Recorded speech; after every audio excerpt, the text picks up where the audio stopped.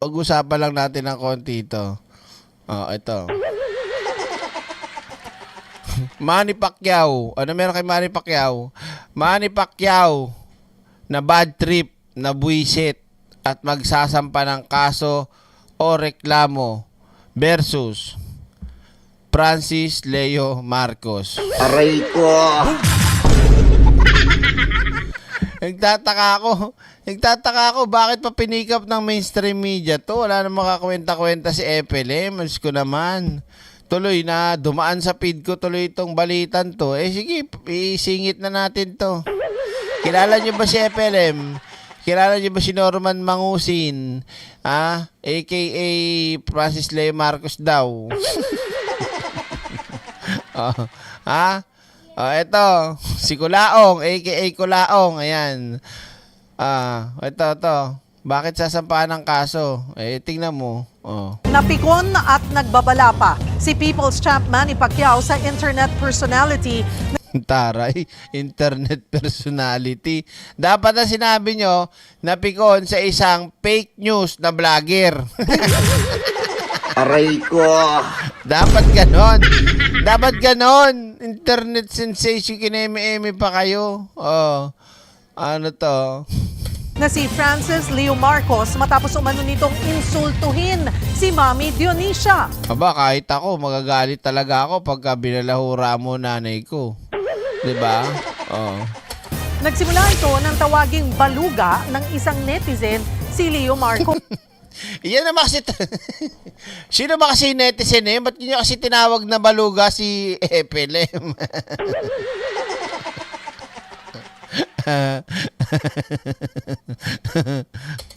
Bumuelta siya sa netizen sa isang video pero dinamay pa si Mami D.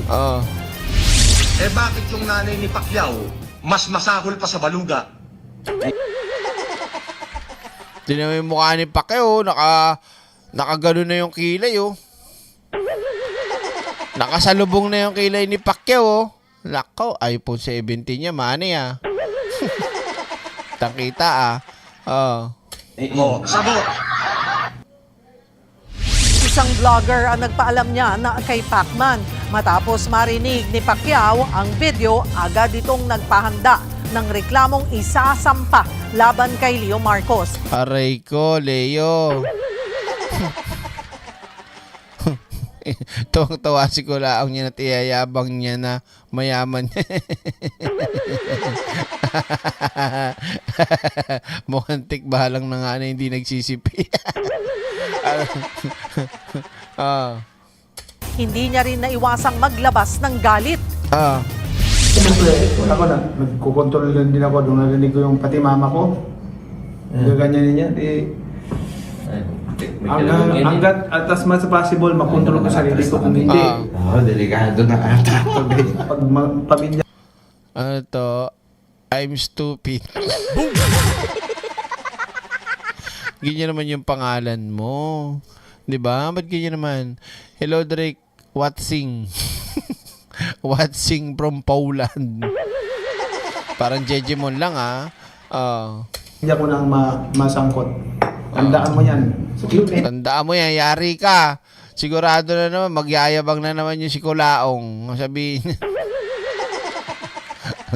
Pakita mo sa kanya to, huwag mong paabutin na sukdulan na magagalit talaga ako. Kasi pag nagalit ako, maniwala ka sa akin. Hindi mo pa ako kilalang lubusan. Happy New Year! Yari ka. Boxingin ka niyan.